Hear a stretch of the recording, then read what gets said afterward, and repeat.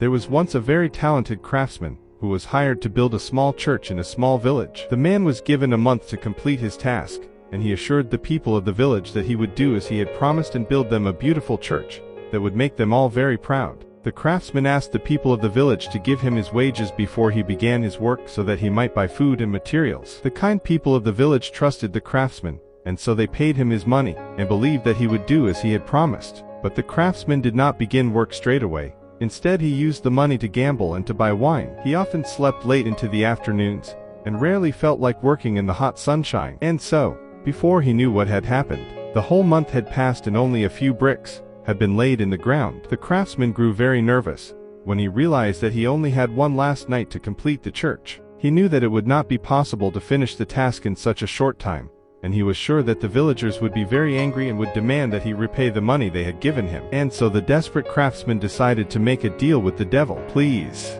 oh devil," said the craftsman on bended knees, "make this church for me in just one night so that the villagers do not punish me." The devil appeared in a puff of black smoke and said to the craftsman, "I shall build this church for you in a single night, but in exchange for my work you must promise me your soul." "I promise you my soul," said the reluctant craftsman, "but the church must be completed by dawn, and it must be absolutely perfect in every detail, or our deal will not stand, and you will not get my soul." The devil agreed, and in no time at all, he called his workers from the flames and set them to building the church. The craftsman sat and watched with a heavy heart as the devil and his workers went about building the floor and the walls and the roof of the church. The poor man grew more and more nervous as dawn approached, because it seemed certain that the devil would indeed have the church completed by dawn and that it would be perfect in every detail. As the dark sky turned to a pale blue, the craftsman began to pray to God because he very much regretted promising his soul to the devil. "I could have built this church myself," mused the poor man. "I am talented and I am strong,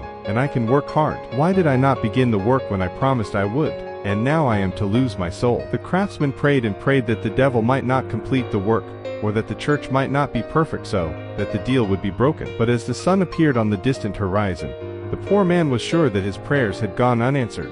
Then the devil stepped out from the church and invited the craftsman to inspect his work. "It is dawn and I have done as you asked," said the devil. "Now your soul is mine, and you must follow me into the flames for eternity." The poor craftsman looked all about the outside of the church, but could see no mistakes whatsoever. Then he walked inside the church and desperately began inspecting the devil's work in the hope that he might find something wrong. But inside, just as outside, he could find no fault at all. Just as it seemed that his fate was well and truly sealed, the craftsman noticed a tiny ray of sunlight creeping across the stone floor of the church. He followed the sunlight across the floor, and there, at the foot of the far wall, he found that a single brick was missing. "You have missed a brick just here," exclaimed the craftsman. "My prayers have been answered, for you have not completed the work in every detail, and so our deal no longer stands, and you will not get my soul." The devil could not understand how he had made such a mistake. He was very, very angry, but he could not argue that there was indeed a brick missing from the wall. And just as the sun rose up into the sky, and the excited villagers began to gather at the door to the church,